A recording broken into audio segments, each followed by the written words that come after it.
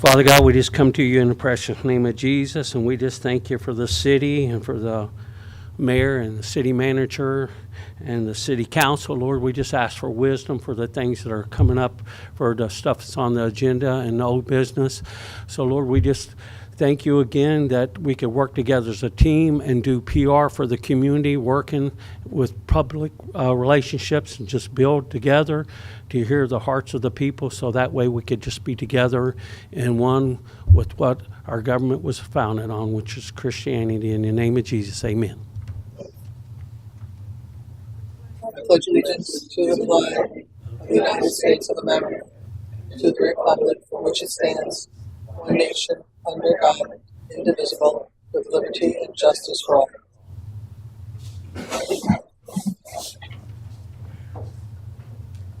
Madam Clerk, have roll, please. Mayor John Aaron Cooper, Here. Vice Mayor Linda Rodriguez, Here. Councilman David Mueller, Here. Councilman Robert Hubbard, Here. City Attorney Nancy Meyer, Here. City Manager Matthew Cutler. Thank you. First up, we have minutes. We got two sets. We'll do the May 28th first, City Council meeting for motion. Motion to approve the May 28th, Mhm. the May 28th council minutes. A motion second for discussion. All in favor, signify by saying aye. Aye. Opposed? Motion carries. One more set, 6/4/2024 City Council workshop minutes. Motion to approve the, second to approve. 6/4. 6/4? Yep. 6/4. Yeah. Motion second. Second. For discussion. All in favor, signify by saying aye. Aye. Opposed? Motion carries. Next up, we have comments from the general public. Real quick, public participation is encouraged. If you're addressing the council, step to the podium and state your name and address for the record. Please limit your general comments to 3 minutes. For comments on action items, please limit comments to 3 minutes on the current topic. Please limit your conversations while sitting in the audience during council business and silence your cell phones so as not to interfere with everyone's ability to hear the comments of both the public and the council during that time. With that, I do have a few sign-ups, starting with Valerie LaFrance. Welcome.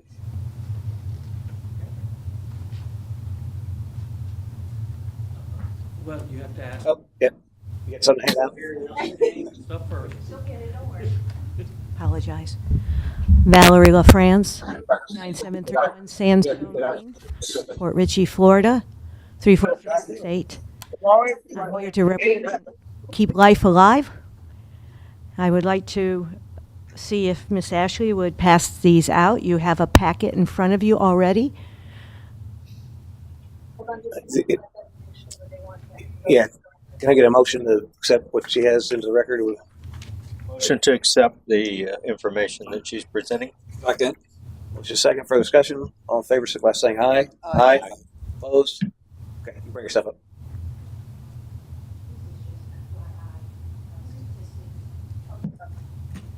Just one each. Yes, please.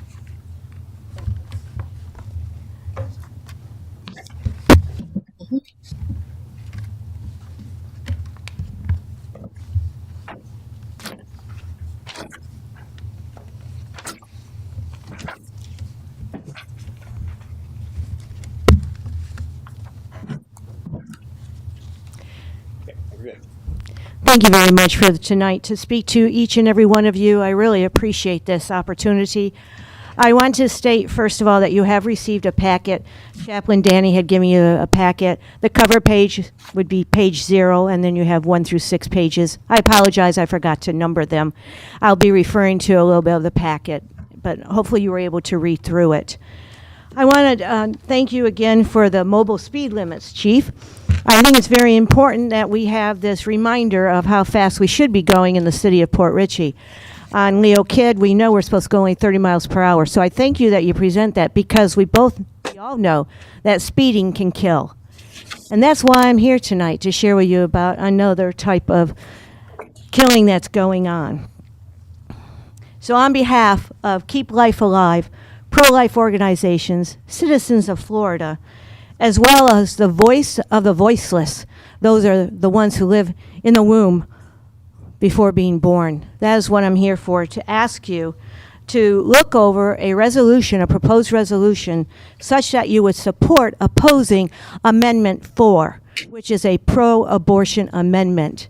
Now, in the packet, there is some information, but I want to let you know that I am also here on behalf of the 36,221 unborn individuals that were killed in the womb, of which 557 were Pasco residents.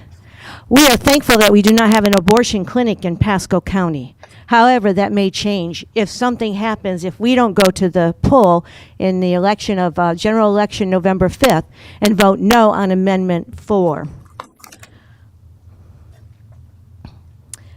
The resolution, which there's a draft of it on the last page of your packet, states opposing extreme pro-abortion Amendment 4. This last page in your packet actually was drafted by one of the attorneys in Christian Family Coalition.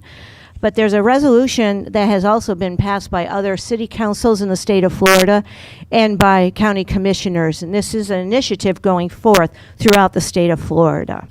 So that's one of the reasons why I'm here, to share that with you. I have to share with you also, as a woman, this is not a women's reproductive rights situation. We have been misled for many, many years. As a woman, I can speak on this. This also affects many men. Many men are affected by the abortions. Their wives, their significant others who have actually said that they had miscarriages when they were actually induced termination of that pregnancy. And some men did not have any say-so in it and lost a child. I'm here on behalf, as I said before, of many, many who do not have a voice to speak the right to life. If you look on page 1 of your packet, oh, I'm all done. Okay. How much longer do you need? May I have another minute? Is there any opposition? One more minute? No, that's fine. Proceed. Thank you. If you look at page 1 on Amendment 4, I just want to let you know that Amendment 4 would repeal parental consent laws in Florida. Right now, if you're a parent and your child wants an abortion, a minor, you have that right to consent or not consent. This will take it away, where all you'll be noticed. You'll get a notification, but that's not a consent. The second thing to note, that it allows doctors will be removed from the decision-making process. Healthcare providers can range from many different types of people. It also provides no definitions in the full text of the amendment. I want to let you know that there was a child born 19 weeks before his due date. He's now 4 years old in the United States. His name is Keith Means, and you can look him up. He just celebrated his birthday July 5th. These definitions do not exist. It's very imperative that you understand this is deceptive. It's not clear, and we need to ask you to vote no and support the condemnation of this by a resolution by the council. Thank you very much for the extra minute. Yeah, thanks, Valerie. We'll take it under advisement. Next up, I have Pat Rogers. Welcome.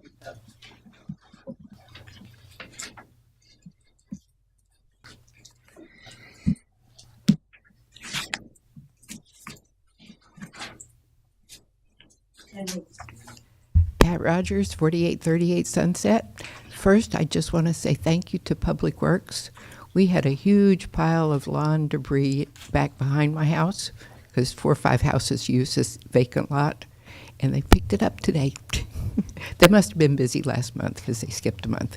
And this is the size of a 10-week-old baby, the actual size. And it has been proven that at this tiny size, they can feel pain. They respond if the mother is poked with a pin or something. They respond. So that's something to see how tiny that is. That's 10 weeks. Thanks, Pat. Next up, I have Danny Fields. Welcome. My name is Danny Fields, and my address is 8114 Leo Kid. And basically, I'm going to just take a few minutes and follow up with him. This is the packet she was referring to. So there's 7 pages here, and so once you can look at that, it'll show everything that's on that. So that way you'll be more heads up. I'll make some rounds tomorrow, and I could talk to some of you about that. And we do stand behind our governor and a lot of organizations that are pushing for the rights for life. And it lays it all out. So once you see that, it makes it very easy to understand, because I know when you hear all this stuff, you're filtering all this stuff that you've heard and all that. And this makes it more self-explanatory and gives you the legal terms of it all. So we're just standing behind our governor. We're standing behind right for life and for family and for freedom and justice. And, you know, we don't just want to kill people just because, you know, a girl's 14 and she goes to the doctor and she just says, you know, I want to abort the baby because I'm just emotional distressed. I don't want it. And then they don't even have to give the parent a right. So this bill is protecting the rights of parents, citizens, and the rights of humans, as well as young and older people. So it's got a lot there. But again, I'll just leave that alone for now. And I just wanted to say that we had a good turnout for Family Fun Day that we did at our event. So we was doing PR, reaching out in the community, getting people involved and showing them that we care. I had a great surprise. I didn't expect the police or the fire department to be at this event, and they always have a free wheel. So, but you know, the fire department showed up out of the blue, and they had a great time until they got a emergency call and had to leave. So I just want to thank you again for giving stickers out, talking to the people, and you know, just a great feedback to be able to work together. That's why I always give you these invitations. I know that we have a lot of chance to work together, and you'll see later on when I come back again, we'll talk about the waterfront park get-together that we'll have, which will have a big turnout there, probably 400 to 500 people. So just thank you for your time, and blessings all. And have a wonderful evening as we talk about the other stuff. Thanks, Dan. Last one, let's have Herschel Lane. Well, good afternoon. Well, good afternoon again. I'm back again. I'm Reverend Herschel Lane, pastor of evangelism at Union Missionary Baptist Church on Pine Hill Avenue, and we thank you again. We had a prayer breakfast in May, and some of you all was there. We want to thank you for your presence. We had the best breakfast in the South. You missed it. We have to do it again for you. So can nobody do a breakfast like that? And we thank the chief for that. Chief, thank you. And we coming before you tonight. We have an event coming up, something similar to what Danny have, but we're gonna outdo Danny. We're gonna do some face painting. And so I like to enter this into record, and that each department head will get one of these, and it's just talk to code enforcement. They allowed me to put a sign at the park today, so as people go into the park over the next few weeks, they will see that we're having a super event. We're going to have games. We're going to have tug of war. We're going to have hula hoops for the men. No, we will have hula hoop. We're going to have mini games, and we're going to have a wonderful day. And we're just trying to reach our community. And I first moved to Port Richey in 1988. And so when I say Port Richey, I live in Port Richey, they'll say, oh, New Port Richey. And so it's about time for me to change this. And so we want to bring more things like gospel on the beach or something like that, or bring in gospel choirs. And so sometime in October, you can sit out on the grass and listen to gospel music from once I get all the churches in the neighborhood, in the community to participate and bring their choirs in and bring things in like that so that we can build a closer community. I lived up north, and we lived on top of each other. So I'm a community guy. You had to make sure that your community or someone in your community knows you. Otherwise, your TV will leave when you leave. And so we just want to bring the community together. And we are having drawings for the mothers and fathers with the kids for the backpacks. Like, I want Port Richey to know that Home Depot gave us a $50 certificate. And I like to stand up and say we have the #1 certificate today from the city of Port Richey. They have the #1 prize. So I brought a 501c3 for our church, our tax exemption. If there are any type of donation that you can donate, a food coupon from Publix or Walmart or something like that, we will be certainly glad to announce your name, and we would love for you all to be the highest drawer of that day. So thank you again, and I'll be back before you. I'm here representing my church, where my pastor is Shawane Phillip, and we love you guys, and we will have another breakfast, annual breakfast. We would like to make it a little bit wider so that we can be able enough to rent a space and also bring the communities in. Right now, we're just sticking to the officials in our community. Thanks, Sergeant. Did you want to air something in the record? Can I get a motion to add this? Motion to add his flyer to the record. Thank you, sir. Second. Motion second. Further discussion? All in favor, signify by saying aye. Aye. Aye. Opposed? Motion carries. You can get for that. And that's all the sign-ups I had. By show of hands, anyone else like to speak? Seeing that, I bring it back. Real quick, on the Amendment 4, do we want to, by consensus, have Nancy take a look at this? And obviously, we need to all take a look at it ourselves since we just got it tonight, and then potentially put that on an agenda to discuss. Again, I don't know what procedurally if it's something we can do or not, but I'd like to at least take a look at it. Yeah, sure. Look at it? Yeah, Absolutely.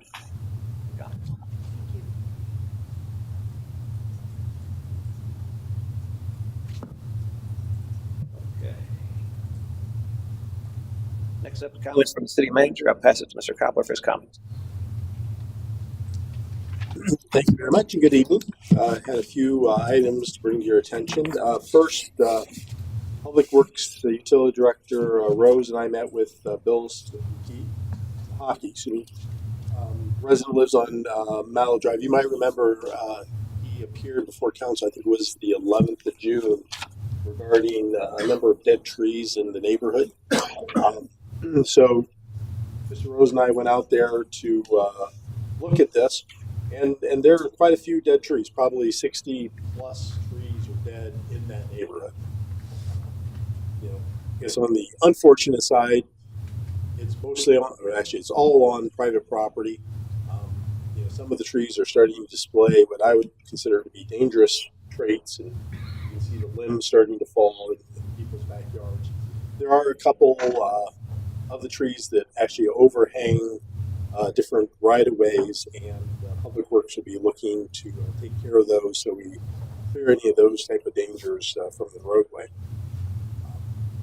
Overall, again, it appears to be a private issue, but we didn't want to walk away and not try to help. So Mr. Rose is going to be reaching out to the Florida Friendly Landscaping Program.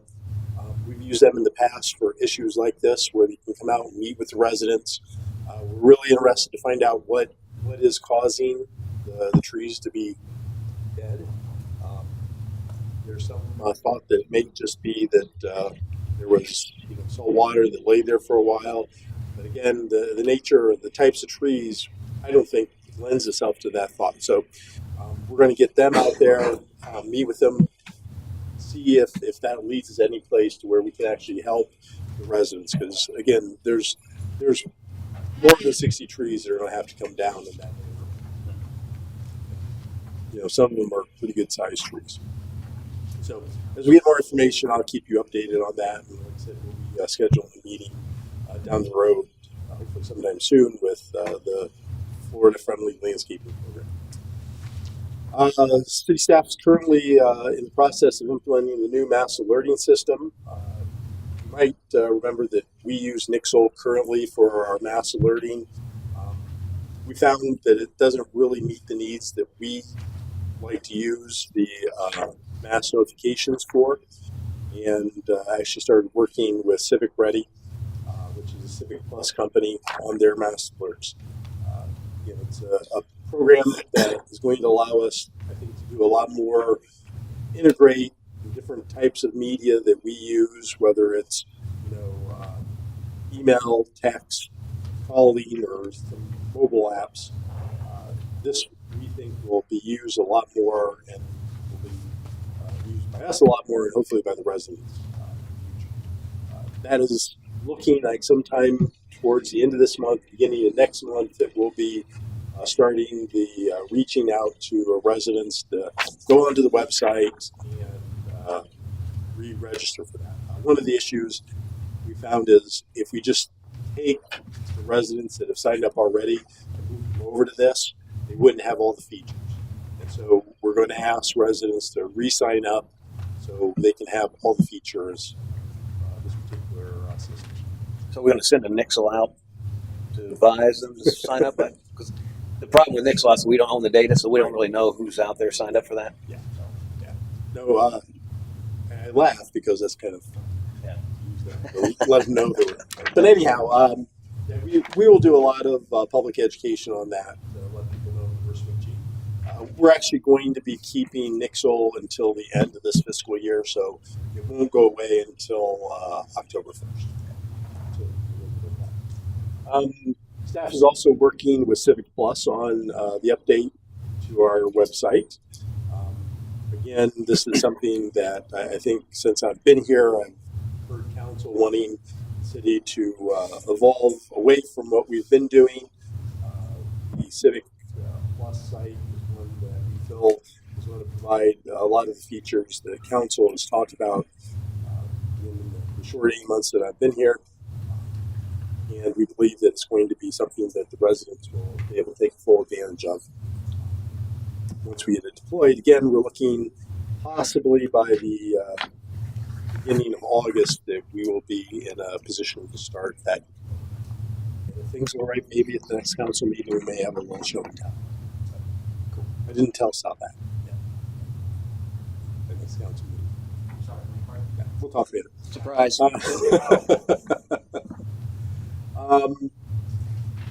One of the last things I have, you might be aware, Ajax Paving has commenced work on Ritchie Drive.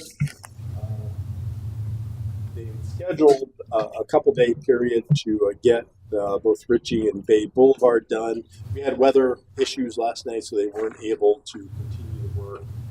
Hopefully the weather outside, what's the weather like outside? Good when I got here. So hopefully they'll continue that work tonight and we can get this done before the end of the week. And once they have completed that, they'll be moving on to the neighborhoods and start those issues. The last thing I had real quick, for your information, the city today received applications from the developer that's looking to do a development on the waterfront. They submitted a request to change the city's comprehensive land use plan for 2 parcels in the waterfront. So that process, assuming that everything has been turned in correctly, will be starting very shortly. That's all I had. Yep. Thanks. Next up is comments from the mayor, city council. I'll start with my left, Vice Mayor Rodriguez. Since you had a long break, I'll let you go first. I did have a long You might have a lot of stuff, so all yours. No, I was on vacation. I heard fireworks went over great. I was not there. I was out of the country, but the majority of the people that I heard from said it was a wonderful turnout. I heard there was a little glitch in the middle, but I heard it was wonderful. And I heard everybody, fire, police, as well as the utility guys did a great job. So thank you. And it always has been great in the past, so I appreciate that. So thank you. That's all I have right now. Thank you. Councilman Hubbard? Yeah, I just wanted to reiterate that a little bit from my neighbors and citizens I've talked to in my backyard that it was a great event. Everybody enjoyed it very much. Hats off to Sal and his team for putting together a great event and organized very well, very professionally. People were very happy. Not a big traffic jam getting in or out. Kids, everybody had fun. So Hats off to you, Sal. You guys did a great job. Councilman Mueller? Yep. Likewise, I thought it was pretty good. I was able to actually see them from my house. We were there. It was looking like rain. We wanted to exit before poured on, but obviously it didn't rain and it just delayed it a little bit. But it was a great job. There was a lot of vendors there. I think turnout was great. What I'm seeing is people really enjoyed that. The only two things I have is I spoke with DOT, FDOT earlier today, and in case anybody didn't observe it, the bridge has been pressure washed and it looks a lot better than it has been. So these little things like this we can ask, and it's just finding the right key. And this guy I met at one of our meetings, and he passed me to the bridge guy in charge of the bridge, and I asked him again if we could get it lighted. He laughed and I laughed. He said, well, we can try. So that's future. Next thing is, in case nobody's aware, scallop season starts tomorrow. Hopefully we're going to have a boat on the water. Usually that day is the busiest, and it's usually pretty congested. So just a heads up, and I think it runs until the middle of August. So it's going to be busy weekends, and there should be a lot of traffic in the area. Heads up. Of course, I want to reiterate as well. We want to buy a great event. Biggest turnout I think we've ever had. The park looked fantastic. Probably the best it's ever looked. I know they put new shelves and stuff down. All the vendors were lined up along there. It really functioned well. The layout. So kudos to all the staff that was involved in making that happen, making that a great event. I know people appreciated it. There was, as you mentioned, a little glitch, a couple pauses in there. Did you want to comment on any of that, or? We're working. Okay, so yeah, I think there were some issues with some of the shells or whatever, and I think that the vendors working with the city on some stuff. So more to come on that, I guess. Going to about scalps in the boat. I know that our current boat had an issue. Has it been fixed? Do we have it back in time for scalp season, or are we still down? Or? We'll have it back. Okay. The only issue that we're having is the installer who was supposed to be here Monday morning reached out to us Sunday and said that he couldn't make it. So he had to reschedule until the 20th. So the new boat won't have its lights. So we'll have to use the old boat until we can get the new boat ready. Okay. So the old one's functioning. Because I heard it was broken. Yeah, it was at the shop. It's been Okay, repaired, good. but we're going to need to get a new motor. Okay, thanks. That's all I got. I got a couple things for boards committees. We'll get to that in just a second. So next up, boards committees. Is there any boards committees want to speak? The PAC was canceled until Okay. July due to the event. So. Okay. You should have a email from Alan Rose. He expressed interest in becoming a member of the Port Richey 21-25 Coastal Resiliency and Restoration Committee. He had spoke a couple times here at council. He was actually part of back before we created the kind of ad hoc committee. It was been talking to the county about water dredging and the like, but he's interested in becoming part of that committee. He's retired Coast Guard, a lot of information, a lot of ideas. If anybody wants, I'd like to go ahead and action that if we can. Look for a motion to add him to that committee. Make a motion to add to the committee. Second that motion. Second for discussion. I mean, he's not a citizen of Port Richey. Does that make a difference? That I don't know. No, it didn't have to. Okay. Yeah, he has a wealth of knowledge. And I understand that. I've seen his posts for many years, so I'm not questioning his knowledge at all. I just wanted to make sure that it was a Port Richey that it was allowed. That's all. Absolutely. And there's two general public seats on that committee, correct? So he would fill one of those, and then there's still one available we can action on. Thank you. Any further discussion on Alan? Anyone for public like comment on that? Seeing no hands, I'll bring it back for a vote. All in favor, signify by saying aye. Aye. Aye. Opposed? Motion carries. we also need to appoint a council member to this same 2021 or 2021-25 Coastal Resiliency Committee, as well as we need a replacement for Cherokee, who was the Tampa Bay Tampa Bay Regional Planning Commission representative.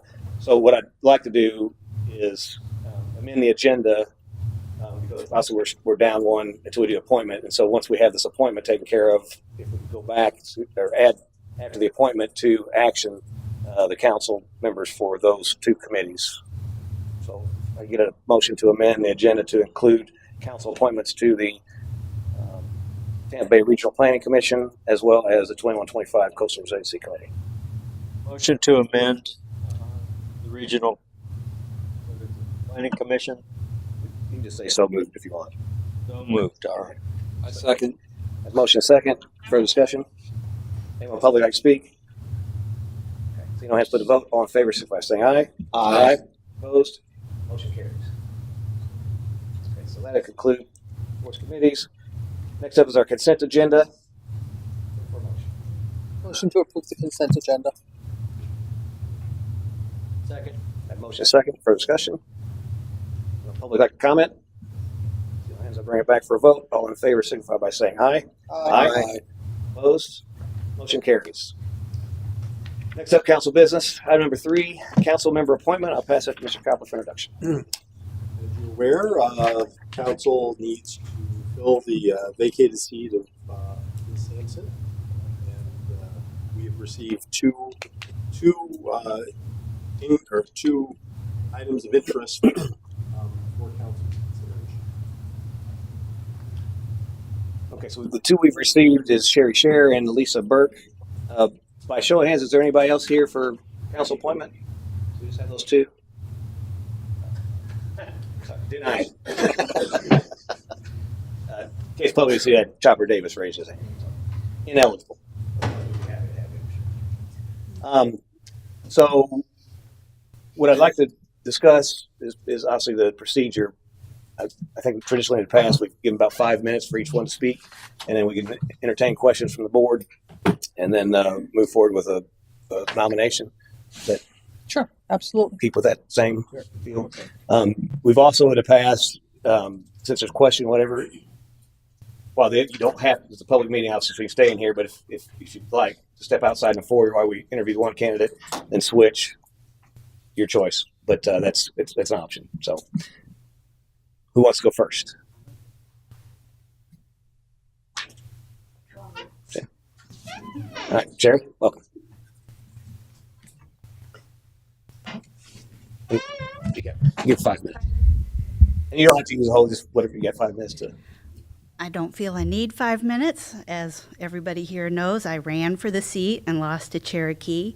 So I was fully prepared to be on council, and I'm still willing to be on council to fill in until the November election. You've heard me speak on numerous times at all the events we had, so you kind of know where I stand on most things, but I'm willing to always listen, put in my input, do my research, and try to help you guys come to a conclusion that is going to be most beneficial for Port Richey. I've been in Port Richey since 1991. I've probably been to more council meetings than all of you guys put together in that time. I currently sit on your Board of Adjustments as vice chair. If you have any questions for me, I'm happy to answer. Any questions? Sherry? No, you have been here for a long time, so. We question her while the other candidates in the room. Yeah, it's a public meeting, so I don't have a problem with it if Lisa doesn't. One knows ask questions. Question you while she's present or vice versa.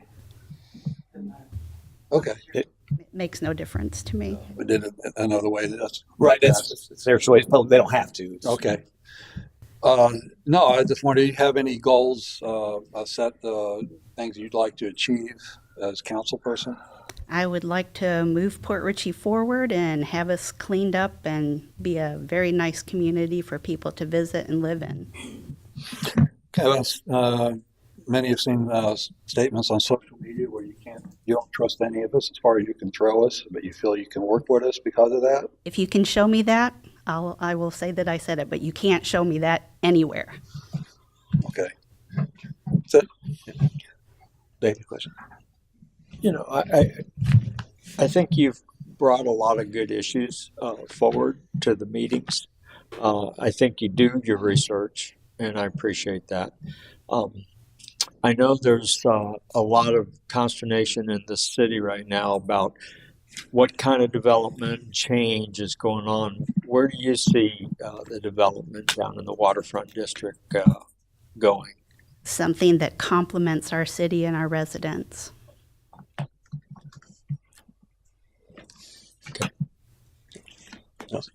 Only question, if you could change one thing in the city of Port Richey, what would it be? One thing, microphones up there so we could hear you in the back and at home. Thanks. Anything else? Anything else? No, you live on the south side, and I think that's important. That's we've got two people. Mr. Hubbard and I both live on the east side of 19. Dave and Eric both live on the northwest side of 19, and you represent the south side. I've been on the south side. There's a big difference, obviously, with all the. There's many differences in the south side and the north side and the east side. So, I think that's Every side brings their own uniqueness, and every side always should be coming together. yeah, come together as one city, correct? Yes. And the south side is very important. It's one of the older sides, so it's need some help. Yeah, all sides need some help, but yes, true. I Agreed. will agree. Like I said, I've been there since 91. Mhm. I know what hasn't gone on. I know what goes on. So Yeah. I'm well aware of that side and looking forward. When I did my campaigning and I went to the other sides, which I don't normally do because, you go to work, you go home. So I saw lots of areas that needed help. So again, I think not a lot of people have come in. A lot of people say stuff, but they don't come in here and ask questions. And that's what we've been trying to do, is get everybody to come together. And that's going to be the only way that we can all move forward. Thank you. Thanks, Jerry. Appreciate your service and your interest. Lisa? Well,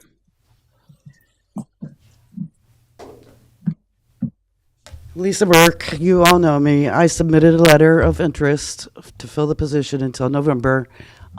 If you read that, you know most of my background, and you pretty much know everything that I've done here for the last 6 years or so, being involved with the city. There's really not a lot more to add, other than I am interested in being a part of the city and helping to make it work and helping to make it better and to pull the citizens together and to move forward with things that will make this city grow and be better, that works for citizens in the best way. thanks. Any questions for Lisa? No, Lisa and I've worked together for a long time. I'm well aware of Lisa's love of Port Richey. Looking at like 5 months for this term. If you'd be satisfied working, would you be interested in running for the permanent seat for a 3-year seat? I think I'll know that in 5 months. All right. Okay. Do you have any things that you would like to bring up that you think should be improved in the city? No, not necessarily any specific thing. There are a lot of things that are being worked on that need worked on, that we all talk about, that you've all talked about, and I listen. Anything that's not been brought up, I'm don't have anything specific right now because it's all the things that are being worked on. But what I am impressed with is things are moving along. Things are happening in this city. Things are getting fixed. Things are getting better, right down to the fireworks display. Everything seems to be getting better in this city. And I love being here. I love being here, and I'm willing to come in and help for this 5 months and be a part of this. Thank you. I'm good. Mike, same question. Yes. I gotta be fair, right? So if you change one thing in city of Port Richey, what would it be? Other than the microphones, how are you taking? Well, the microphones, I agree with Sherry. The microphones are a huge problem. They are a huge problem. If I could change one thing, well, it's the speeding stuff in the city, which we're already working on. I mean, that's a progress thing. But that's been a problem on a lot of the streets. I'd also work on some of the golf cart changes so that it is more specific as to what they can do and where they can go. I can name a few more things, but I mean, you wanted one. One is the speeding, which is being worked on. Okay, thank you. Okay, so I'll bring it back for discussion and nominations. I've worked with both these women, and they're both wonderful, and I appreciate both of you stepping forward because it's real important. I nominate Sherry only because she does represent the South Side. Both of you have brought a lot of good to the city, and so it's really hard to say. But just because I want the South Side represented, and Sherry did run, she put herself forward. She did get a lot of votes. She did lose, however, it wasn't by a significant amount. So a lot of residents did support Sherry. So I would like to nominate Sherry. Cheryl. Okay, I have a nomination for Sherry. Is there a second?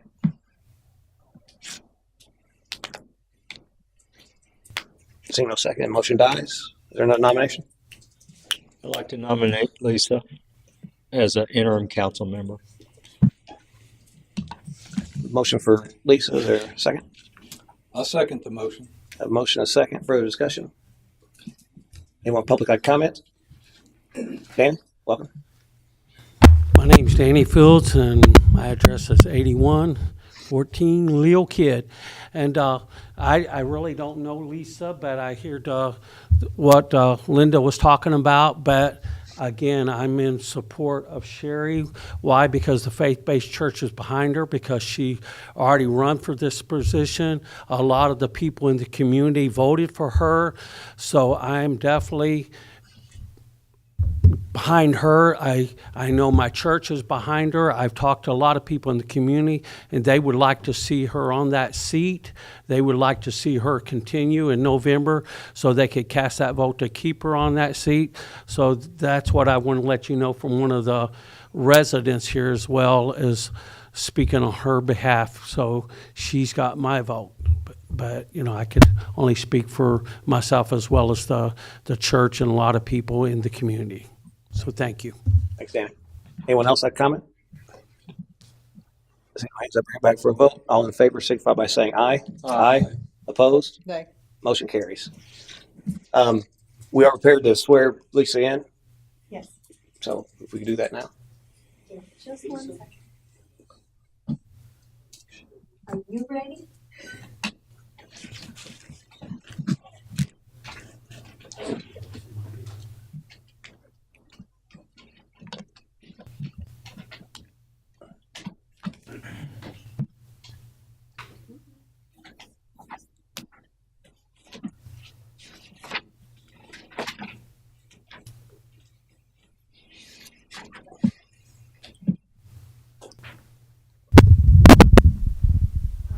If you could raise your right hand and repeat after me.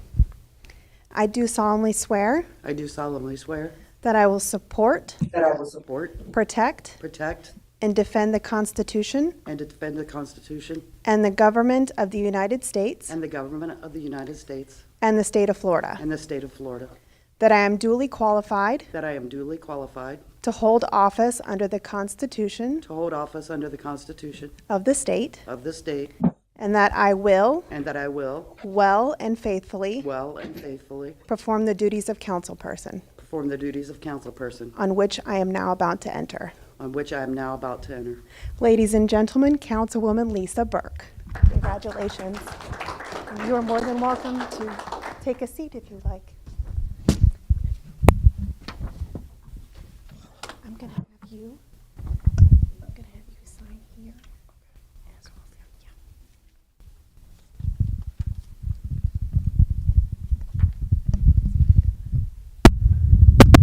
yeah. I'll share my agenda with you, Lisa. Thank you. You're welcome.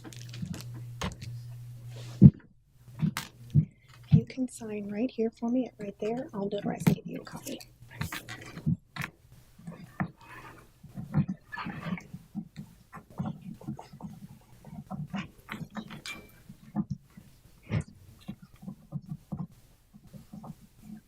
Thank you. Welcome, Lisa. Thank you. Okay, so now moving on to the amended portion of the agenda, we have, we'll start with the council appointment for the Tampa Bay Regional Planning Commission to replace Cherokee. Is anybody interested in filling that role? I would. There's also a 21-25 too, so it depends on if you rather do one or the other. So Dave, you're interested? Anybody else? Okay, so I need a motion, and you can motion for yourself if you want. Motion to appoint Dave to the Tampa Bay Regional Planning, whatever. Yeah. A second? Second. Have motion second. Lisa second. Oh, there it is, second. Any further discussion? Anyone from the public like to comment? See no hands, I'll bring it back for a vote. All in favor signify by saying aye. Aye. Opposed? Motion carries. And the next council appointment I need is for the 21-25 Coastal Resiliency Committee for the council representative for that committee. Anyone interested in that? When do they meet? Oh, they haven't met yet. We got to get them spun up. Do you know if it's going to be during the day or in the evening? So there's 3 members of the Port Authority Board, and they don't want to meet during the day, don't they? Yeah, No, we really they usually haven't. meet at 6 o'clock. Yeah. Oh, they do it? Yeah, We in haven't, the evening. we haven't really fluctuate thought about too it yet, sometimes. but If it's in the evening, I would like to get involved in that. Only because I work, you know that I work during the day, Yeah. Monday through Friday, so I can't do it then. I don't want to commit to something. But if it's in the evening, I would love to be involved in that. Okay. There, motion? You look shocked. No, Oh, good. I'm not shocked. Good. Happy. Good. No, do you want to they just say the motion, I guess? Can I make a motion Yeah, for myself? Sure. Oh, then I motion for myself. Is there a second? Second. Motion second. Yeah. Any further discussion? Anyone public like comment? Was that okay? So you don't have to bring it back. All in favor, signify by saying aye. Aye. Opposed? Motion carries. Thank you. Oh, thank you. Is now as I ask you and you, do you feel the need that we should have an alternate designated, just in case you guys can't make it?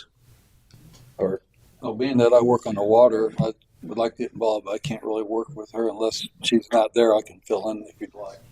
Right. Yeah, that's what you want. I mean, because it's very important, obviously, for both that we need to have that representation. So if you, and we could probably leave it that if you can't make it, just let Matt know. Sure. So one of us can fill in. Oh, that's fine. That worked. Right. Okay. I can Cool. do that. All right. Great. Okay. Next up is item number 4, first reading of. Oh, go ahead. Forgot about Alan. We did him. We did him first. Yeah, we did I him thought first. you were waiting for her to. No, we went in action that, and I think I Okay. did. Yeah, the first, Sorry. Yeah. We took care of Alan, right? Yes. Yeah. Yeah. Okay. Item 4, first reading of ordinance number 24-702, calling for a special election on November 5th, 2024 to fill a vacancy on the city council. I'll pass that to Ms. Meyer for reading. Thank you. Can you guys hear me? Yep. All right, great. Ordinance number 24-702, an ordinance of the city of Port Richey, Florida, calling for a special election on November 5th, 2024 for the purpose of filling a vacancy on the city council, identifying that the November 5th, 2024 special election will be conducted by Pasco County Supervisor of Elections, providing for a repeal of ordinances or parts of ordinances in conflict herewith to the extent of such conflict, and providing for an effective date. Thanks, Nancy. Just a little more information about the choosing of obviously November 5th here. Clerk reached out to Pasco County Elections. The next available election we could have piggybacked on would have been the August 20th primary, but that was too late in the game to do that. And so we picked the next available one. The only other thing we could do is actually hold a special election on a special day, which costs money, which doesn't make sense to do that. So that's why the November 5th date is the next available one. Motion to approve the special election on November 5th, 2025 to 24. Second. Yep, motion second. Further discussion? Anyone public like comment? See no hands, bring it back for a vote. All in favor signify by saying aye. Aye. Opposed?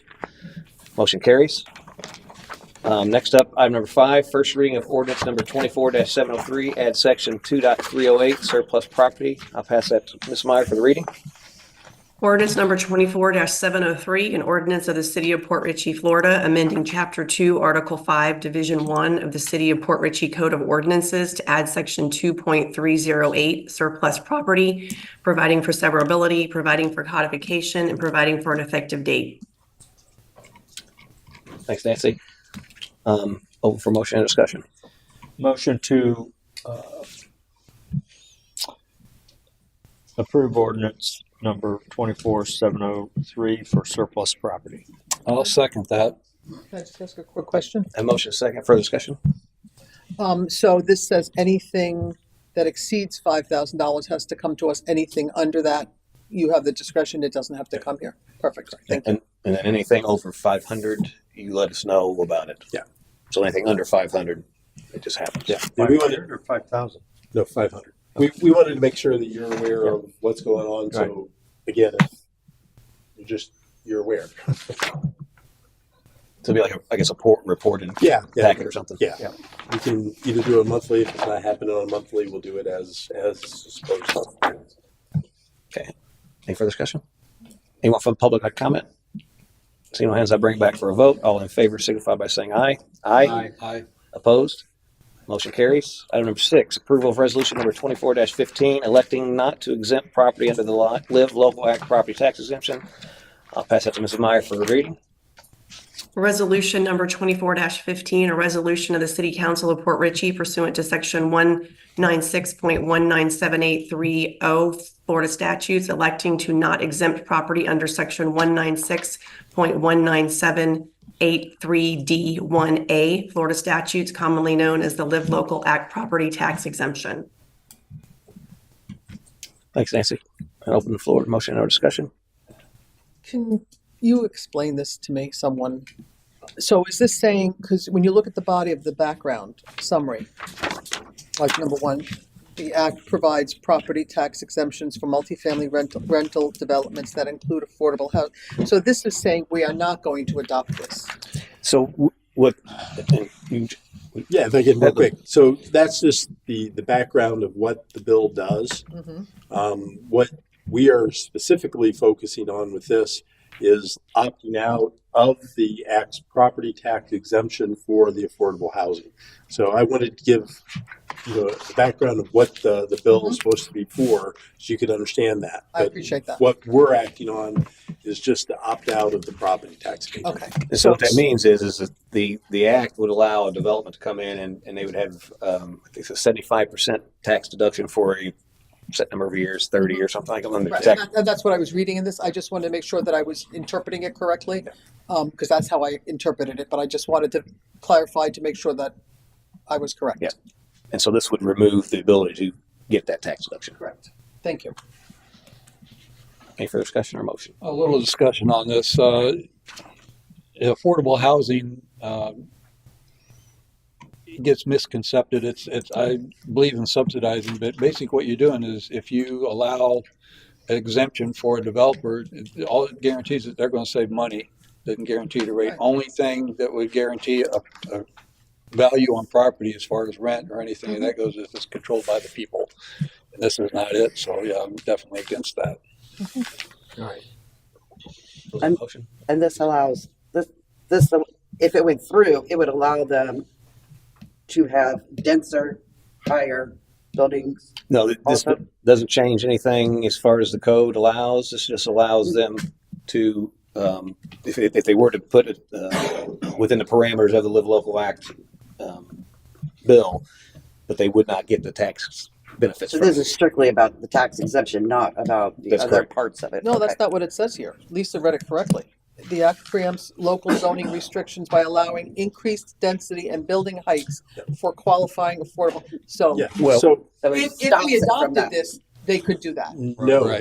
no. Oh, well. Well, that's what that says. Yeah. Well, again, that explains what the act does. Right. We're only focused on a small part. So if they Nancy? I might be able to help. I was gonna try to help. I think if you go to the last paragraph of Matt's summary, Okay. right before fiscal impact, that I think kind of focuses you on what this is about. So the Live Local Act is out there. The earlier provisions are law. They've been passed. I'm sure some are being litigated and things might change in the future. But right now, all you're focusing on is your ability as the city to opt out of this act applying to, I'm looking for the language here. The tax abatements. Right. Yes, and it's only going to apply to middle income units, not units occupied by tenants earning 80% or less. So it's just a very specific small niche. And of course, it's probably a 200-page bill that's not easy to read to try to give you a clear answer. But the easiest way to understand it is this allows you as the city annually, this has to be revisited every year, to opt out of this one provision to allow the people that are getting the benefit of the Live Local Act to not get the benefit for this 1 year for that limited class of people, because the Schemberg Center has found that there's enough affordable housing for that particular category of people. So every year that will be revisited, and as long as the city qualifies, you can opt out again. If you no longer have the requisite affordable housing, then you will not be able to have the option to opt out. So it's a very limited category of who will be affected by this. Hopefully that helps a little bit. And, Thanks, and so, Matt. so the act itself does allow for that to happen. And it actually it preempts a lot of the local zoning control. So tomorrow, under that act, if they meet the criteria to do so, they can come in and get a denser, higher, whatever it is. Because they're basically the state has preempted our zoning for this particular type of development. Well, did you clarify that when you say it doesn't increase, they can only get up to the max that our city code allows. So in this case, my understanding is 18 units per acre. They could ask for 18. They could ask for 72-foot high. Correct? That's But my remember, understanding. Nancy, I just want you to remember that what we're doing, none of that is Right. affecting what we're doing. That Just is law. it You is can't explaining the change actual it. act itself. I think there's questions around that. Yeah. Okay. And this is actually what Pasco County just opted out of Yes. this also, correct? Yes, this is basically some relief. I think that was just passed recently to allow because this act, well, I think its intentions are positive.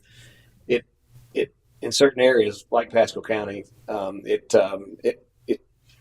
could be detrimental. And so if you think about a development coming in and providing these 80%, 120% of median income, and then they get a 75% tax. And what happens is the people that live in the city that as a part of that development are subsidizing the services. Because the city still provide those services, but we don't get the benefit of the tax of those developments.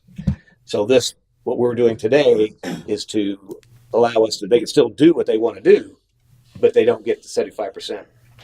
And it could be up to 100% based on whatever they provide or whatever, but we don't allow that for that specific range. We don't give a tax exemption. We can opt out of it every year. Since this comes up every year, it must be revisited every year. Does that come up through the city attorney or does that come up through our city manager? Who tracks that so we know?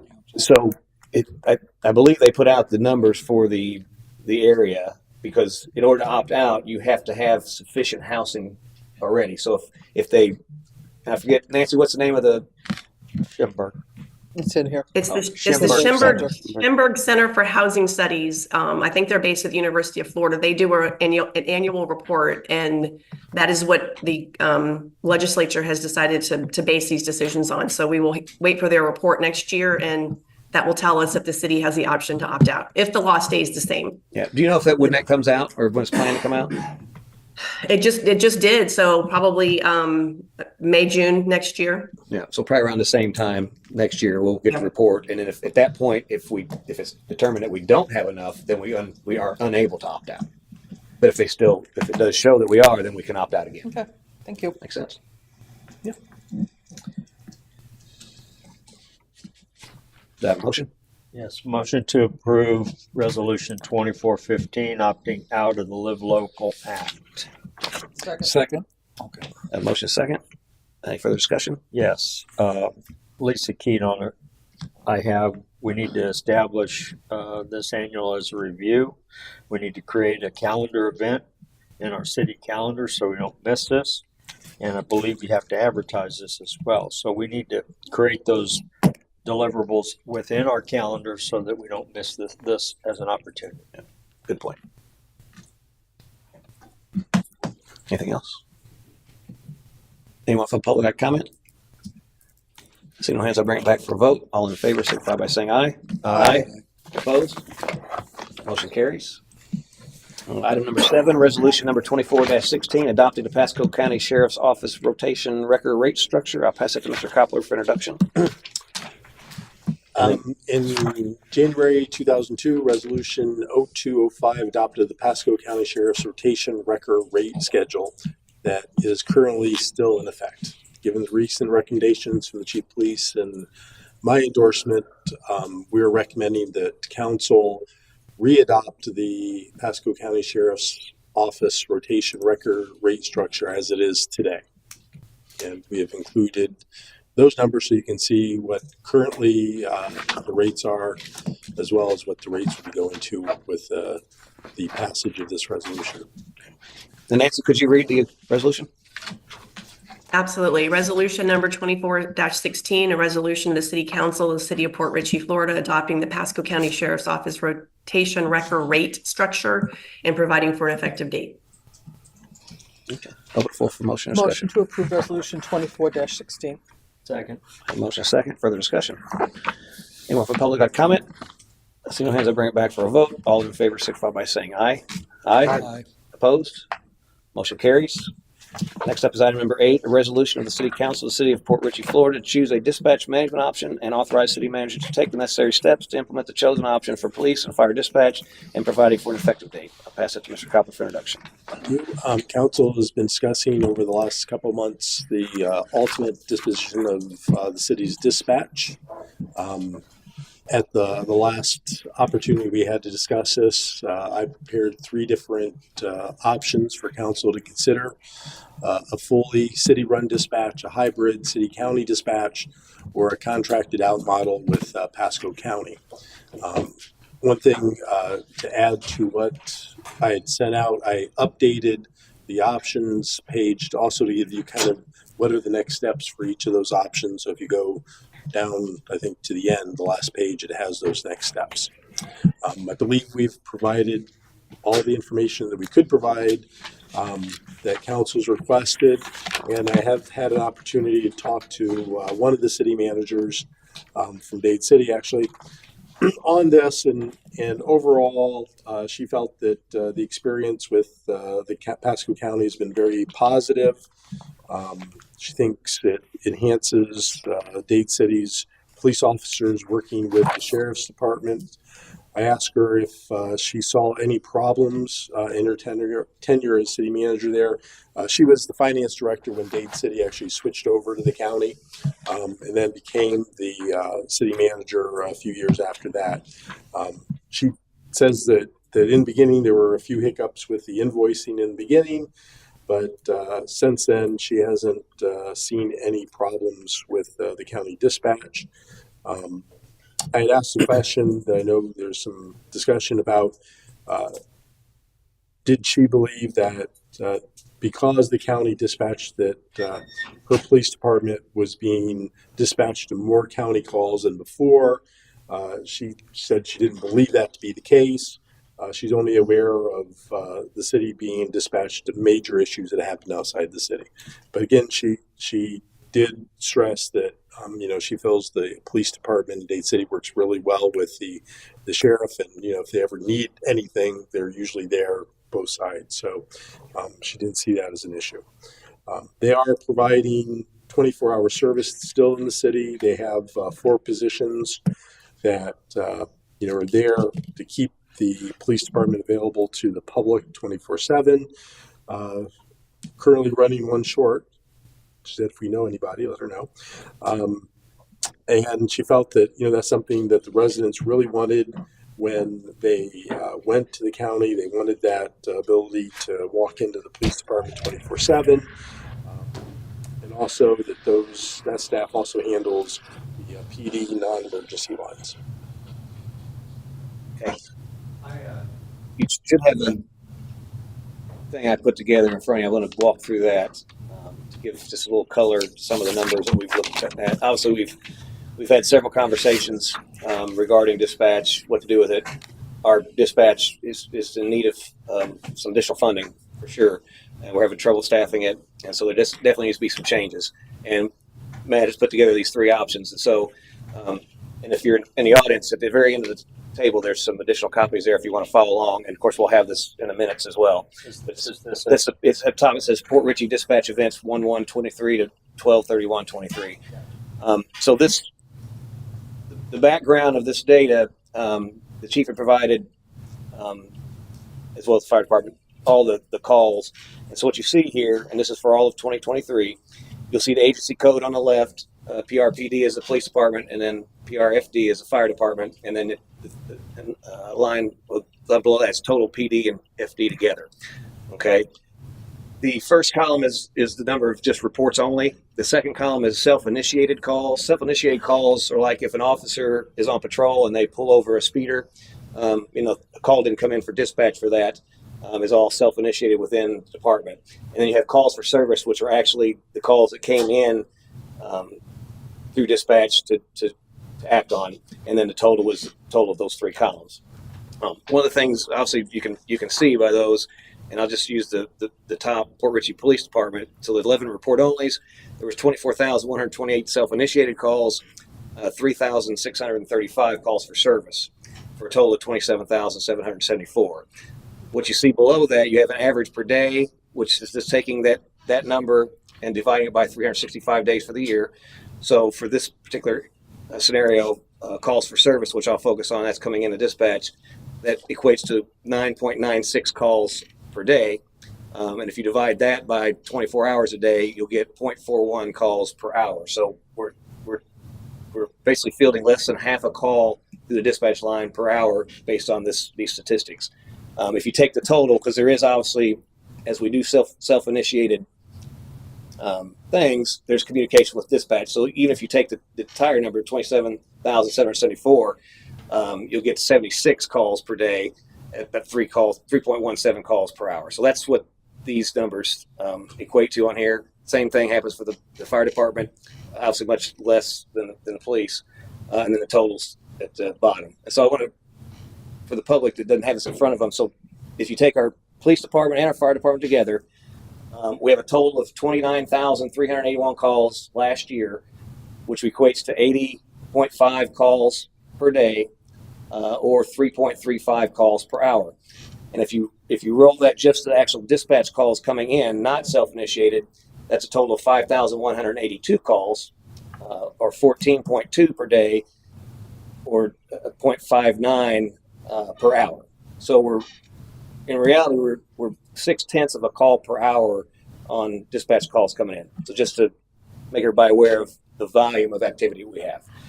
If you roll down to the next section, we have our current costs at $276,554. That's what we are, budgeted for dispatch for this year. And then the three options. Item number one, city provided dispatch. The estimated cost is going to be $555,210, which represents 100.76% increase in our cost for dispatch if we keep it in house. Item number two, hybrid dispatch. That cost came in at $500,885. That's an 81.12% increase. Dollar amount of $224,000. Go back to the city provided. That's additional $278,000. That's where we get to 100%. And then finally, option number three, the county provided dispatch cost of $371,438, which is a $94,884 increase for an increased percentage of 34.31%. To the right, I broke that down into a cost per call for service and a cost per event. The cost per event is the total column that I originally talked about, which includes self-initiated and the calls. But if we just focus on the actual calls into dispatch, we're currently paying $53.37 per call. If we keep the dispatch in-house, it's going to cost us $107.14 per call. If we do the hybrid where we move the fire department only to county, it's going to cost us 96.66 cents per call. And if we keep it all at the county and move it there, it's going to cost us 71.68 cents per call. So definitely the county option is the cheapest from a financial perspective. And if you go on down to the bottom of the spreadsheet, I provided our fiscal year 2025 valuation just for informational purposes, $439,236,026. That's what we discussed the budget coming up. That's what our taxable revenue coming into the city is going to be for fiscal year 2025. At our current 6.53 mils, you take 95% of that, which is what we can budget for, $2,724,800.69. So that's our income from the ad valorem tax based on our current mill. Going down below that, I put the three options that we had, option 1, 2, and 3, the impact in a mill form, just to give an idea of whatever decision we make. If we make a decision of option 1, it would equate to about 0.63 mils or 63 cents per thousand valuation. If you have a $200,000 valuation, that's $126.88. So that would be the impact to a $200,000 homeowner per year to keep dispatch in-house. Option 2, with the fire department goes, that's 0.51 mils, 51 cents per thousand, or $102.15 for a valuation of $200,000. And finally, option 3, moving to the county, would in effect be a 0.22 mil, or 22 cents per thousand, with an impact of $43.20 on the $200,000 home price. One thing I want to clarify here is when I point out these mill impacts, this isn't saying that we'll necessarily raise the mills to do any of this. Just the fact that this is how it equates to an ad valorem for the actual homeowner's perspective of what it's going to cost to do that. Now, whether let's say we go to the county on option 3, it's a 0.22 mils. Maybe we can cover that with our existing budget, and we won't have to raise taxes to do that. But again, I just want to show, based on the decision making, these were the millage rates that it would equate to that, and then the potential impact on a resident. So I just wanted to put that together to put it out there so that obviously as the public sees the decision that gets made tonight, these are the real financial numbers behind that and the impacts, as well as council members got to give you guys as much information as possible to make a good solid decision. So with that, I'll open up for further discussion and our motion. And again, before I do that, we have discussed this at length. So I don't want to rehash anything we've already talked about. We spent a lot of time. We've had a dedicated workshop. So really, if there's just any, I know especially for Lisa, since you're new, if you have some questions. So I'll let you start. These may have been answered, and I have 3 right off the top. They may have been answered. I just want to know, number 1, why the 100% increase if it stays in house? Why is it 100% from 2024 till for the next? If you look at is it real complicated? No, there's detail behind those options in the packet. It's staffing. It's staffing. It's but effectively is that increased staffing, radios, that we're sort of? going from 4 to 8 dispatchers. Okay, because right now there's only one dispatcher, so so you'd have to. If the dispatching goes to the county, is it because they do pick up, police officers do pick up so many self-initiated calls, they're still going to be speaking to somebody, like you said. When the county runs dispatching for these other cities, do they have a dedicated dispatcher for that city? Is it just going to dispatch? I don't know if the county have somebody that specifically handles like Zephyr Hills or specifically handles. So what they do is if we sign the deal to go to them, they're going to charge us 1.5 dispatchers. So what they'll do is they'll basically increase their dispatch staff by 2. I think they have 10 dedicated dispatchers on staff now, so they would take that to 12. Because self-initiated calls, they're always the most. They're always the most. Sure. You're picking up accidents. You're picking up somebody flagging you down on the street, whatever. They are going to have to talk to dispatchers. Yeah, and so the dispatch, the county would be on the end of that. Now, I would imagine maybe you can answer this, but I would imagine once they contact a dispatcher, that dispatcher would remain a dispatcher throughout that session. But we don't have those 2 that they would hire for us aren't dedicated to us. We have specifically. We have the ability to use anybody that's available. But But you're once just, you're just saying they'd have to up their number of dispatchers overall, which would cover. Right. And then my third question is, so if it did go to the city, and I'm reading here, and I haven't been able to go over all of this, but it says there would be no dispatchers here in the building at the city, but there would be aides. Yeah. What is So aides? we would be transitioning those dispatchers that want to stay with the city. They would stay with us, but not as dispatchers. Again, I just came up with that title because I've used it in other places. But they would be there to keep the police department open 24/7. They would be handling the teletype situations, as well as some of the other duties that the dispatchers handle now. And people could still come to Correct. the community, could still come to the door and get somebody to answer. Yeah. And so the staff that we have now would still be the same staff. And we still need to hire, obviously, to get to that point. But the staff that we have now would basically, pay would stay the same. They just wouldn't have dispatch responsibilities. They would move to teletype and other various things that they could do to staff that. And they could do red light camera tickets, whatever the staff decides that they could do. They just wouldn't have to actually do the dispatch part of it. Thank you. Any other questions? No, I'm still want to keep it in-house. This is the first time it's come to council. It's been an issue, yes, but this is the first time it's come to us as a problem. I never, as a management, feel the first thing to do when you find a problem is just throw it out. I find out what the problem is and fix it, or attempt to fix it and give it a chance. So I strongly I understand it's more money, but I just don't believe in getting rid of something when you haven't tried to fix it. Maybe 8 is a good number. Maybe 6 is the correct number for staffing. That would be up to the chief to make that decision. This is a guesstimate on how we would do it. But I firmly think that we need to give it a shot in-house for a year, try to fix the problem. I know fire has issues with training, and we haven't really formally worked on that, if I'm not correct.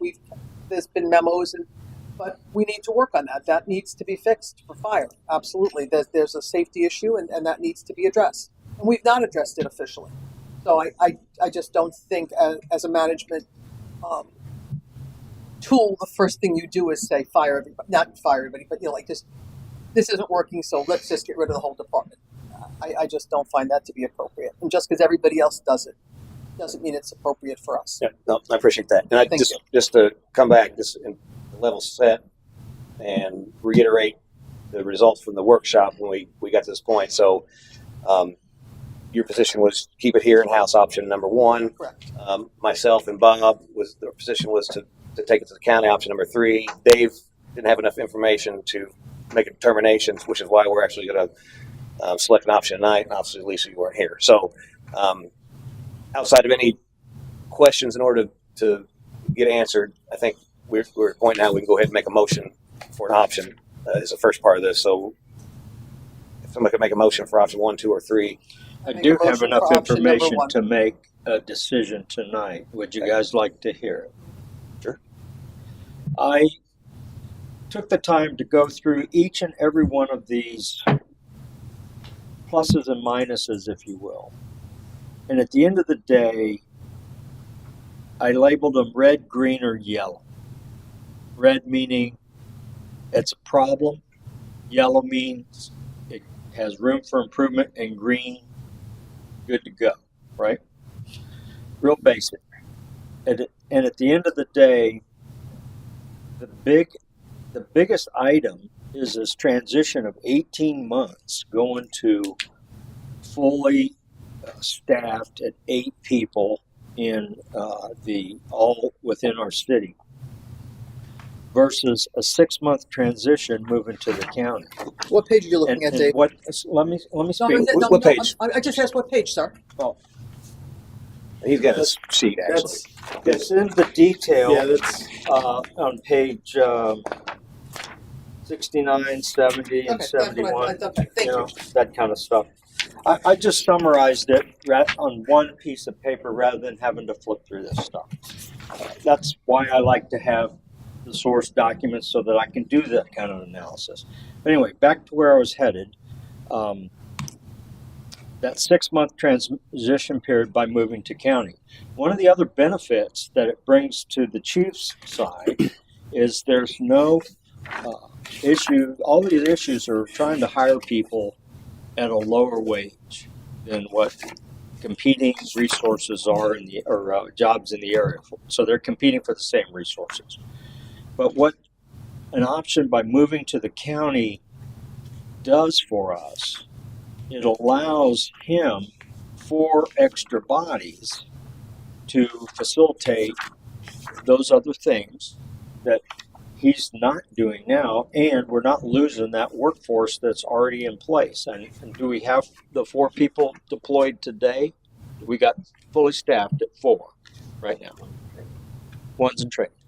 So effectively, those people would be transitioning to a new job within the department and to continue to facilitate those teletypes, car releases, manning that window 7x24, and it frees him of trying to constantly fight that battle of trying to hire somebody to staff that position, which seems to be the biggest thorn in our side of trying to staff within our structure here. So that's where I stand.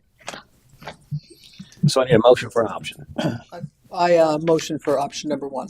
Stay within Port A Richey. motion for option number 1, keep city dispatch in house. Is there a second? Well, I would like to make a comment too. Like as I said, the last meeting, I said I would investigate this a little bit further, and I visit the facility and look into what the county had to offer. And there's no way that the city can compete with the technology that they have and the grants that they've been acquiring. The management they have there, the supervisors they have there, the staff, they have an ongoing training room. They get new AI technology. It's just phenomenal what they're doing over there. I was over there for hours talking to several people. There's no way that we can even compete with what they have. And they're building a new facility in Dade City. It's opening up probably this week. They're going to be staff there, which will be handling calls all over the county as well. And it's obvious to me why other cities have gone to using their dispatch center, because it is the best thing for the city and for the firefighters, for the police and the firefighters. And it relieves a lot of pressure off of us with staffing and training that they have all implemented and is all set up. And what's nice about us, it's easy for us to transition because we got the technology now that we can transition over easily, flawlessly. That was very impressive. And I'm very optimistic that if one of our dispatchers wants a job there, they can get it and they'll get more pay and they'll get better benefits. So it's a win-win for me across the board. I'm glad I did look into this further because it's important, and I'm willing to make a motion on. Well, we've got a motion on the floor, so I got a motion for option number All 1 right. to keep it in house. Is there a second? Seeing no second, the motion dies. I'll entertain another motion for another option. Well, I'd like to make a motion to have the dispatch turned over to the county completely. Option 3. Option 3. I have a motion for option 3. Is there a second? I second that. I have a motion and a second. Further discussion? Anyone from the public like to comment? Seeing no hands, I'll bring it back to vote. All in favor signify by saying aye. Aye. Opposed? Nay. Motion carries. Next, we need another motion to approve the resolution number 24-17. I'll pass that to Ms. Meyer for a reading. Thank you. Resolution number 2417, a resolution of the City Council of the City of Port Richey, Florida, to choose a dispatch management option and authorize the city manager to take the necessary steps to implement the chosen option for police and fire dispatch and provide for an effective date. Okay. Any motion for the resolution? So moved. Second. Is there a second? I'll second it. A motion, a second. Any further discussion? Anyone from public like comment? Seeing no hands, put the vote. All in favor, signify by saying aye. Aye. Opposed? Nay. Motion carries. Next up is item number 9, discussion of fiscal year 25 budget process. I'll pass that to Mr. Copley for introduction. So we are at that point in time again where we need to be discussing when we're going to be meeting for the upcoming budget, fiscal year 25. I've attached a proposed schedule as soon as I can find it here for everyone to look at and hopefully agree with. If we wanted to schedule the first meeting it would be having on the budget would be July 16th, which would be a workshop to go over the capital improvement plan as well as the stormwater utility budget. That's a Tuesday, right? That would be a Tuesday. Next correct. Tuesday. That would be correct, next Tuesday. Actually on the 23rd, council will be voting to authorize the city manager to sign form DR 420, which sets out there a maximum proposed millage rate for the city for the upcoming year, although that's the wrong dates on it. And then we'd be looking to schedule in August 3 potential budget workshops. I think we can do it in 2, but 3, actually the third one would be a regular council meeting if we had to finish anything up to get it in place. But we'd go August 6th and August 20th, so effectively every other Tuesday in the month of August. And those are the only meetings. Everything else is just timelines, right? Yeah, well, there's probably going to be, for instance, like September 5th, we'll have to have the first public hearing on the proposed mill rate that gets set. So that's a non-regular council meeting date.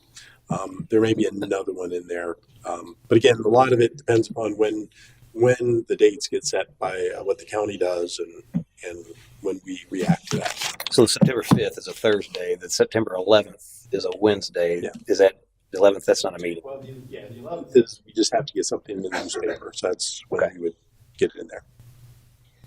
Yeah, all these dates are fine with me. Right. Can we get these on the calendar then? And, Yeah, forget once we it adopt me? them. Yeah, I'm good. If everyone says that they can make those dates work we for will get everybody. them very quickly. Is the 6th, August 6th, is that a workshop for us?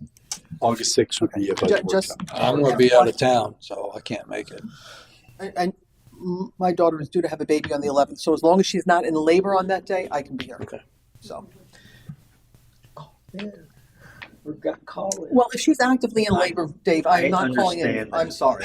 Yes, It's my I first understand. grandchild. I understand that. I had my first grandchild 3 We years could take a recess until she gets it delivered. You do that. But otherwise, absolutely, we'll be here. That's my only caveat, and I can't plan for that, unfortunately.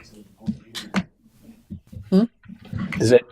So Bob can't be here. Can you be here virtually? Well, just bring the meeting to the hospital. I can't be here. Not will be somewhere on a boat in the Caribbean. Okay, so Sounds like that's where we're going.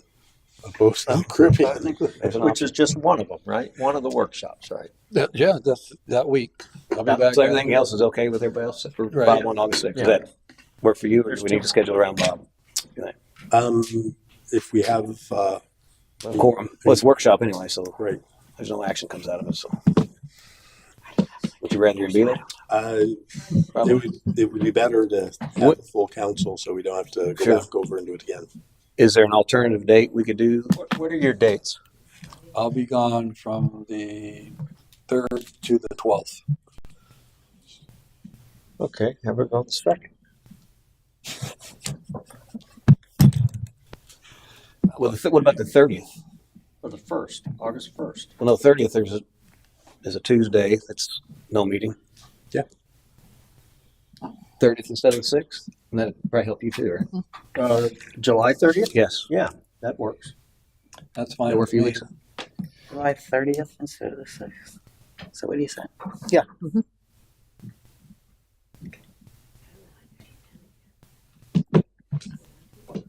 Sound good? Yeah. I don't even Okay. have the 6th on here. Any objections to those dates? Just change to the 30th. Okay. We'll update that and send that out to everybody. That's the only change. Is That one. I'll make sure they're all on the Do you- calendar. Do you need a Consensus good? Good. That's good. Yes, thank you. That's all the council business. Coming down to old business, item number 10, discussion of old business. Is there any old business discussion? Yes, I toured the utility plant, and I heard that you guys have applied for some kind of water plant grant. Well, $1 million. well, this is. I don't see it on here. We have talked about that.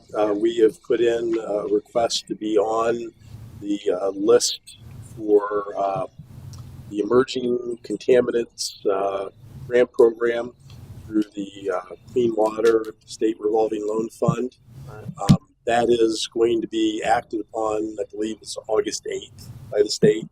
And if you get on the list and we're in the top, we'll be able then to proceed into the planning and study and planning phase of it. And once that's complete, which will probably take 12 months or so, we could then qualify for funding should it be available for the plan. From my understanding, we were on top of the list. Well, initially what the engineering firm that was helping us out told us was that we were based upon being a distressed community size and being a small community, that we'd be number one. In further conversations, there may be another community that'll be applying that may score higher than us on that, but they're still not sure. Mm-hmm. Okay. Do we have any updates on, maybe we just go down the list, the sunshades? We've been working, staff being we, has been working with a company to get a plan and new costs for that. We just received it. I think as part of the CIP discussion coming up, we can talk about that a little bit more in terms of how council wants to proceed. And then the improvements at Golf Cart Crossing on Green. Do we have any updates there? It's 5 to 6 weeks out is what it says on here. I was actually going to mention if we could put our estimated due date of when we're going to have something, just let us know when's that 5 to 6 weeks, when did it start? We can do that. Yeah, we just received the topical survey from the engineer. So they received from their they subcontract for the survey. They just received it last week, and so that would be 5 to 6 weeks based on that survey. So probably early August. Okay. If you would update that, just to keep her early August. Right? Somebody was reviewing Nick's Park, see about something going on there, but yeah, we're collecting the information on the launch counts. Property Miller's Bayou. Okay, that's done. Well, we're working on getting the engineer estimates for the design. So we've received 2 thus far. And we're talking on the Miller's Bayou property. Right. It's 219. Okay. Well, we're going to grade that off and create whatever. Yeah, put effectively make it a small park across from Olsner, gotcha. As well as put in the community gardens. Sorry, I can't hear you back here. Which was that you were talking about? 5219 Miller Bayou. That's the empty lot across from Olsner Park that the city they did a transfer of title from the county. I'm sorry. Lead study, that's ongoing. Anniversary or 100-year anniversary. Hopefully we can learn from this past weekend how it went and apply lessons learned. And potentially we've got Newport Richey going to do theirs so we can find out what they did and figure it out too, right? Since we're a sister city there. Brasher bathrooms. Any updates on that? Still looking at mobile solution or manufacturer solutions. Paving's ongoing now, and then limestone fishing pier. Any updates there? They are working on finalizing the bid package, I believe. To demo the correct. Right, gotcha. Brush pickup, speed hump. So yes, any updates on the speed humps? We're going to be meeting possibly next week with the county. Yeah, we're trying to set up a meeting with the county. We've already reached out to Newport Richey just to see what they had to do because Grand Boulevard being a county road and having, we found out from Newport Richey what they did. They did a traffic study, so we reached out to Pasco County, and we'll be setting up a meeting hopefully next week. Okay, good. Guess the mural, I don't know what's going on with that. Survey and old post traffic signs. Are those? Did they come in yet? They should be here anytime. I reached out to National Traffic, who ordered them for us. They said they've been shipped, so they should be coming anytime now. So as soon as we get them, we can install them. Those Amazon trucks are in my neighborhood every day. Right. I don't think they're coming from Amazon. Have you guys figured out where to put them exactly, or is that? I want to. We'll wait till see what's the size and everything that we're dealing with, and then coordinate with police department and everything like that as far as how far we got to do and how far it should be when when you turn down Old Post and then turn back turns. So you guys can think about it. Yeah. Oh yeah. Thank you. I'm good. And then can we pull the meeting minutes item off of here? That goes out saying you're going to work on those. So. That's fine. If you want me to take Yeah, it off, no, we will. you take it off. Just one thing I wanted to.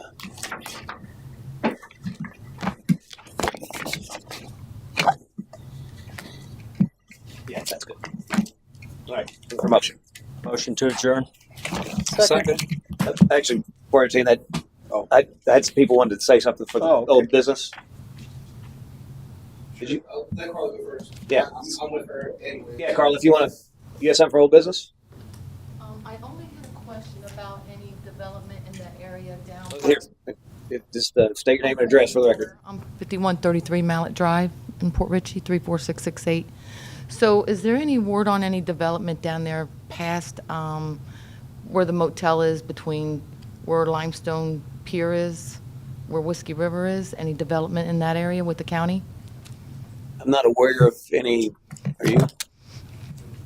They're cleaning up that lot over there. I've seen I've seen some equipment there, but I'm not sure. equipment for the paving. I'm talking about they cleaned up that lot, and there was a rumor about maybe putting in a boat ramp or something over there with the county. So the county has plans. So they purchased that corner there around the motel, and I think Newport Richey is actually looking at trying to purchase the hotel property or whatever. But the county does own those parcels, and their plan is to do a boat ramp. It was a couple years off the project, I think. So I'm not aware of there being permits or anything put in for that. So unless they're just kind of cleaning it up, just to keep it. Okay. What exactly is happening over there? They aren't moving dirt around, are they? Doing extremely amount of cleaning. They cleaned where the old motel was. They cleaned all of that up. They cleaned over by the boat ramp, all next from behind the hotel. They cleared that whole field out. I thought maybe something might be happening in Just there. like weeds mowing and stuff like that, or Big trees were taken out and a lot of brush and a lot of debris. Yeah. Like cleaned up where you can go over the bridge and actually see the back of the motel. Can you check with Billy Official and see if he's aware of what all's going on to make sure they aren't doing something outside the process? Actually, that's not our property. Yeah, That's outside of the city. Well, it depends on where it's at over there. Is that outside the city? That's out this- Okay, well, yeah. Yeah, it's Okay. county. Yeah. where's our line at over there? At the pier. Yeah, That's right. right. Right. The pier. So look here down the road. So all that. I think the pier along the waterfront is within our city. Then the motel That's it. Yeah. It's Newport Richey. is Newport. Okay. No, Newport Richey. Yeah. Yeah. Yeah, it's Newport Okay. Richey. The bridge, from the bridge to the pier, is that So- New or county? That's The pier to the hotel is Port Richey. Right. The hotel is Newport Richey. right. But what's very more that they're both in the boat ramp, like I said, where they're coming out. Yeah. So it sounds like it's the county could probably have to answer that question, or Newport Richie, depending on where they're cleaning up. We're going to be meeting with the county and Newport Richey, I believe, the first part of August. August, yes, we do. I will add that. Is it August 8th or For sometime in August? We've got a meeting That's with. a map meeting. No, it's with the county and Newport Richie. The three of us, Catherine Starkey, I think, put it on. We'll be talking about that. So you may have information after. After that, we probably would have. Okay, But to my knowledge, I'm not aware of anything imminent. thank you. Yeah. Did you have more comments or? Go